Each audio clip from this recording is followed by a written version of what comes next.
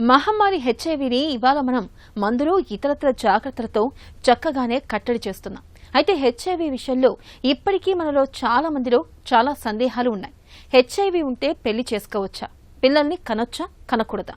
దంపతులు ఇద్దరికి హెచ్ఐవి ఉంటే పుట్టే పిల్లలకు హెచ్ఐవి వస్తుందా? పుట్టబోయే బిడ్డకు తల్లి నుంచి హెచ్ఐవి సోకకుండా జాగ్రత్త పడొచ్చా?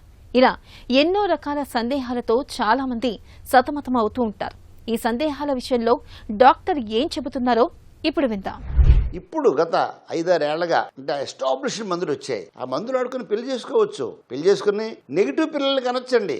100కి 99 కేసుల్లో కూడా నెగిటివ్ బిడ్డలే పుట్టారు. కాబట్టి పెళ్లి చేసుకోవచ్చు.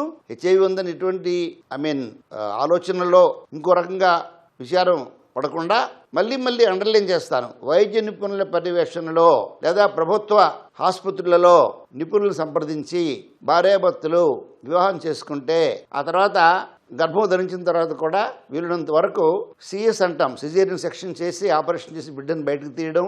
ఎందుకంటే భర్త కణాలలో బిడ్డ పుడితే అప్పుడప్పుడు ఆ భర్త కణాల్లో ఉన్నటువంటి ఇప్పుడు తల్లి పాజిటివ్ అనుకోండి, ఆ వైరస్ బిడ్డకి సోకే ప్రమాదం ఉండేది. కాబట్టి ఇప్పుడు ప్రభుత్వం prevention of mother to child transmission అనే ప్రోగ్రాంలో నెల తప్పిన 3 నెలల నుంచే పరీక్షలు చేస్తున్నారు, చేసి మరి మందులు ఇస్తున్నారు. కాబట్టి చాలా వరకు మార్పు వచ్చింది.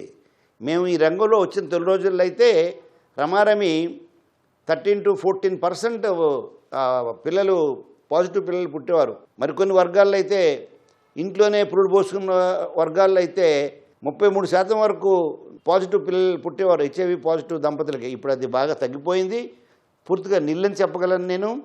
అయినప్పటికి కూడా ఈ ప్రాబ్లం ఉన్నటువంటి వాళ్ళు సరైనటువంటి వైద్యం తీసుకుంటే ప్రమాదం ఏమీ లేదు. పెళ్లి చేసుకోవచ్చు, పిల్లల్ని కూడా కనొచ్చు. నెగిటివ్ పిల్లలు